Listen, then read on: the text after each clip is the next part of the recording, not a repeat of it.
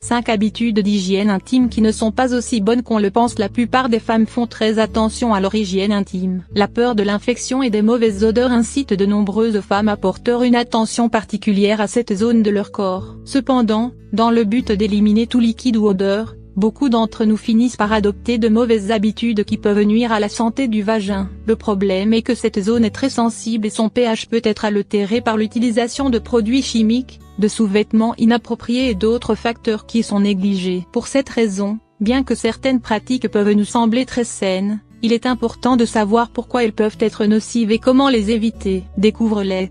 1. Douche vaginale excessive. Les douches vaginales semblent être un moyen efficace pour éliminer les bactéries et les odeurs concentrées dans la zone intime. Cependant, loin d'être bénéfiques, elles peuvent produire des altérations qui conduisent à l'apparition d'infections. Les douches vaginales provoquent un déséquilibre de l'activité des bactéries saines dans le vagin, ce qui diminue leur capacité de protection contre les agents pathogènes. Quelle alternative? Au lieu de faire ce type de lavement, il vaut mieux laver les parties externes avec un savon doux et de l'eau. 2.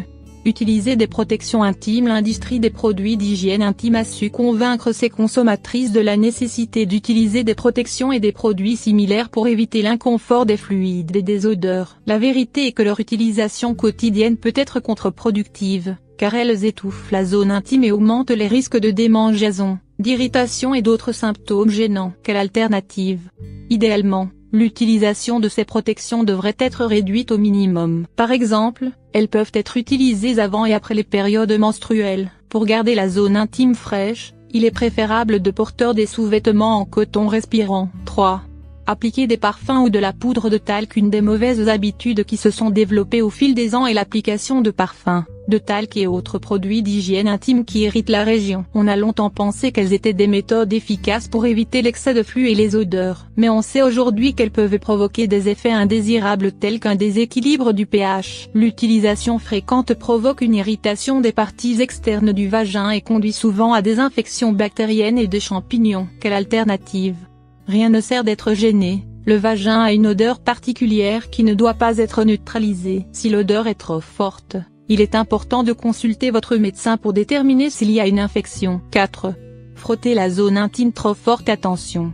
La peau recouvrant la zone vaginale est très sensible et nécessite un traitement spécial. Certaines exagèrent lorsqu'elles font la toilette et la frottent trop fortement.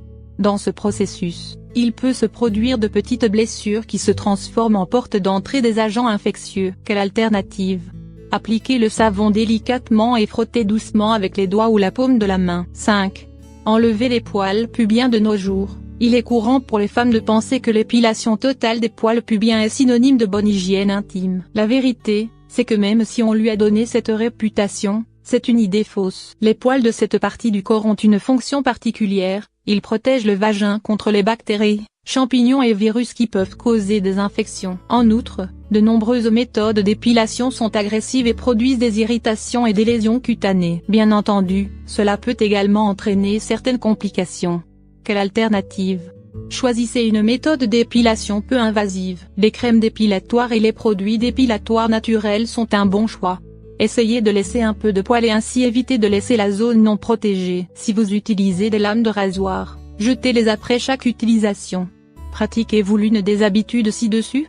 Bien que nous sachions que vous avez l'intention de garder votre zone vaginale propre, il est préférable d'essayer de corriger ces erreurs afin de ne pas détériorer le pH naturel. 5 erreurs que nous commettons sous la douche. Découvrez les quelques erreurs quotidiennes que nous commettons au moment de prendre notre douche et qui sont dommageables pour notre peau. Lire plus précédent. 6 vitamines clés pour la croissance des cheveux. Suivante. Cet article est le plus récent.